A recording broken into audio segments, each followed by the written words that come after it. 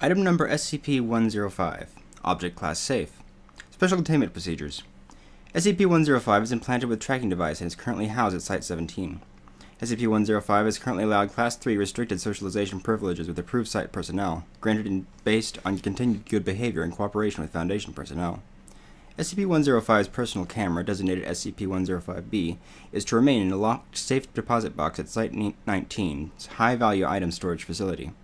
Standard positive action defensive, explosive, chemical, biological, and mimetic are to be in place at all times, according to standard operating procedure. At no point are SCP-105 and SCP-105-B or any other camera to be allowed to come into contact without approval of the current managing researcher. Description: SCP-105, formerly known as Iris Thompson, is a female human of European descent. Records indicate that SCP-105 was born in, redacted, making her, redacted, years old at the time of acquisition. She has blonde hair and blue eyes, and at the time of this article, is 1.54 meters in height and 50 kilograms in weight.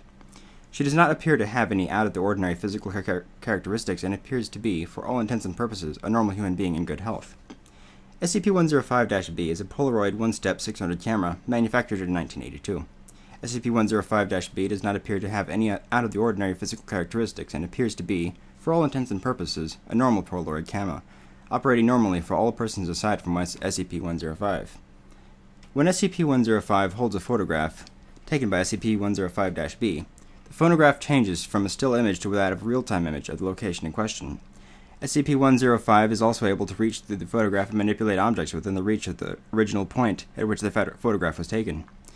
Persons witnessing this manipulation report seeing a disembodied female hand determined to be that of SCP-105, reaching out from an invisible portal and carrying out the actions indicated. SCP-105-B and the photographs taken by said camera have no unusual properties when used by any other person. SCP-105 has demonstrated limited ability to manipulate objects through other photographs, but can only achieve fine control using photographs taken through SCP-105-B. So far, SCP-105 has only been able to significantly advance her ability by using photographs taken by SCP-105-B. Appendix 1. Circumstances of Acquisition. SCP-105 was brought to the Foundation's attention shortly after the murder of her boyfriend. SCP-105 claimed to have been on the phone with the victim at the time of his murder, prompting her to hurry to his side. However, her telephone records did not correspond to her story, making her suspect in the murder. SCP-105 informed her lawyer that she had in fact witnessed the murder through a photograph she had taken with her boyfriend several days prior. The attorney in question disregarded the story and recommended that the subject plead guilty. Subject refused to do so and subsequently told her story in court, offering to demonstrate her ability. This led to Foundation contact.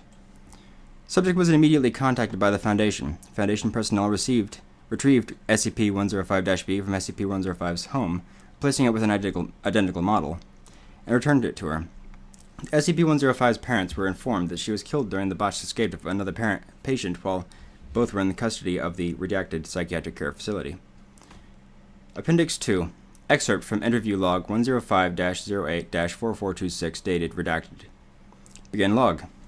Doctor, redacted, please give a brief personal introduction, including date and place of birth. Okay, my name is Iris Thompson. I was born in Phoenix, Arizona on May 12th. Good. First question. When did you become aware of your abilities? I'm not sure, but I think I was either 10 or 11. I remember because I was looking at the picture of the ocean, and I noticed the waves began moving. How did your parents respond when you told them? They just said that I had an overactive imagination. When did you discover that you were able to manipulate objects through a photograph? Well, it first happened when I was 11, 12 maybe? My family took a trip to the Grand Canyon. I looked through the photo album after we got home and brushed my hand up against one by accident. When I did, I pushed a rock over the edge, falling into the canyon. I could actually hear it clatter on the way down. Go on. I became fascinated with photography after that. Most of the time it didn't work with photographs I took, but the parents got me a Polaroid one-step 600 camera. I've been begging for them to get it since Christmas. SCP-105 starts smiling. After I got the camera, the photos got easier to interact with.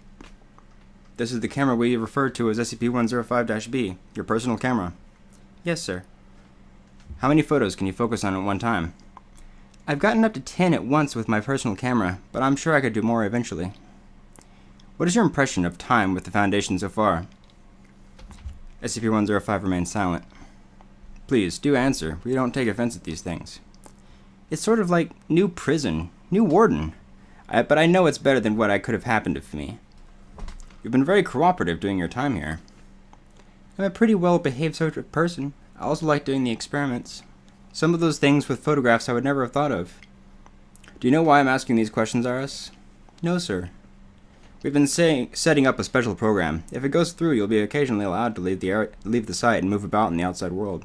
All we ask of you in return are a few favors. Are you interested? End log. Addendum 3. History of service with Mobile Task Force Omega-7. SCP-105 was the second humanoid SCP recruited to Mobile Task Force Omega-7 under the Pandora's Box Initiative. Unlike Team Able, associated with SCP-076-2, which was assigned to strike and capture operations, Team Iris had the primary mission of reconnaissance and intelligence gathering. Team Iris carried out over 20 missions in cooperation with the BO Commission. These missions were carried out swiftly and without incident. The first disciplinary incident involving SCP-105 involved the escalation of Team Iris's missions from reconnaissance to wet work.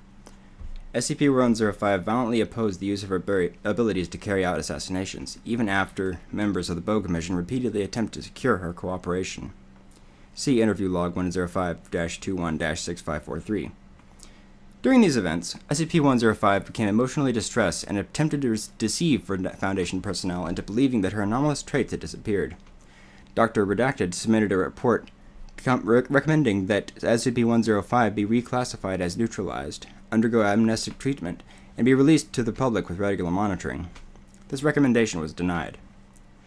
Following this, Dr. Redacted aided SCP-105 in a containment breach, aiming to escape Foundation custody. This breach was unsuccessful and SCP-105 was recontained. See Incident X45-Site 17. Investigation afterwards determined that Dr. Redacted had intentionally encouraged SCP-105 to claim loss of anomalous abilities. SCP-105 re-demonstrated her anomalous abilities in exchange for restoration of a limited privilege. Following the end of the Pandora's Box Initiative, all Mobile Task Force Omega-7 teams were disbanded, and SCP-105 was returned to Site-17. Because of the security risk she presents and the lack of current utility, SCP-105 is presently not allowed to access SCP-105-B. All further information regarding Mobile Task Force Omega-7 is sealed by order of the Records and Information Security Administration. Dr. Redacted, Records and Information Security Administration.